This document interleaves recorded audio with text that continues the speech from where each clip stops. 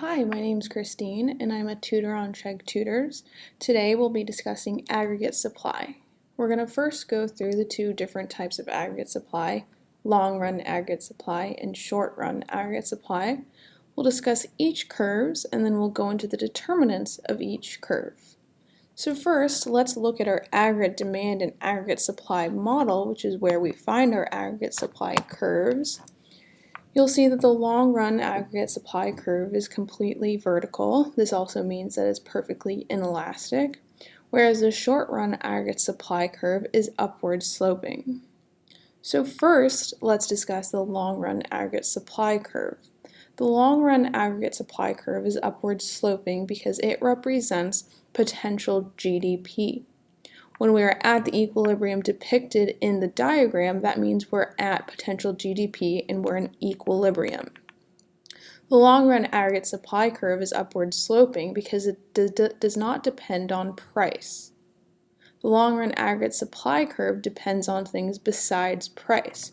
So when the price rises, GDP won't change. The reason the short-run aggregate supply curve is upward sloping is a little different than what we're used to thinking about why supply curves are upward sloping. So for instance, when we discuss supply curves in microeconomics, you know that the supply curve is upward sloping because firms are more willing to supply more quantity of goods at a higher price. Here, the reason short-run aggregate supply curve is upward sloping has to do with sticky prices. What is sticky prices? Well, in the long run, prices are completely flexible. They're free to move up and down. In the short run, however, prices can't change right away. So for instance, if the demand for McDonald's burgers goes up, McDonald's can't change its prices right away.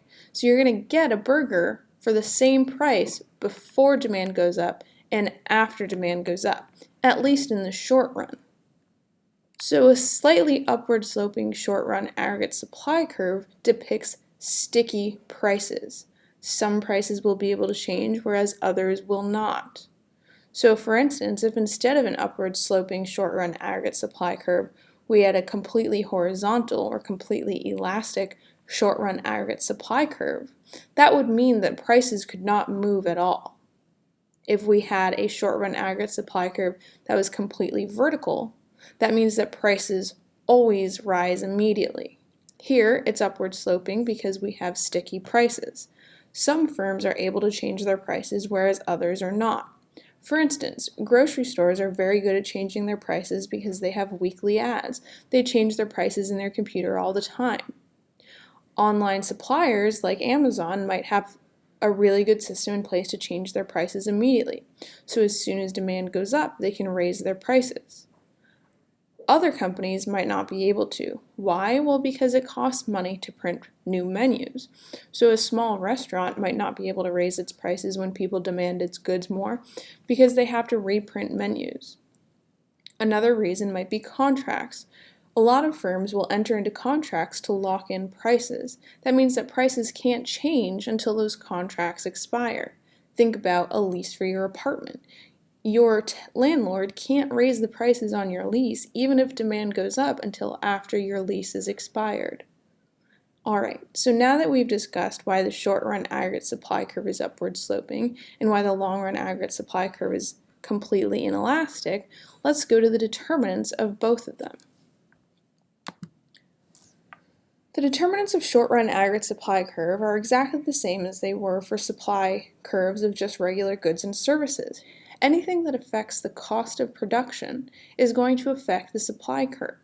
So for instance, if the price of labor goes up, the short-run aggregate supply curve will decrease and shift to the left. If production cost goes up, the same result. If there are more taxes or less subsidies, cost of production goes up.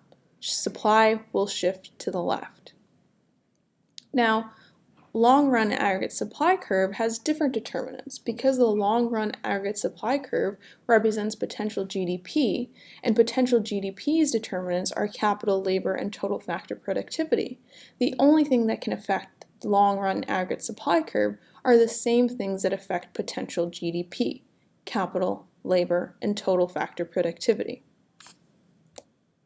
That is a good overview of the aggregate supply, both short run and long run aggregate supply. I hope that was helpful.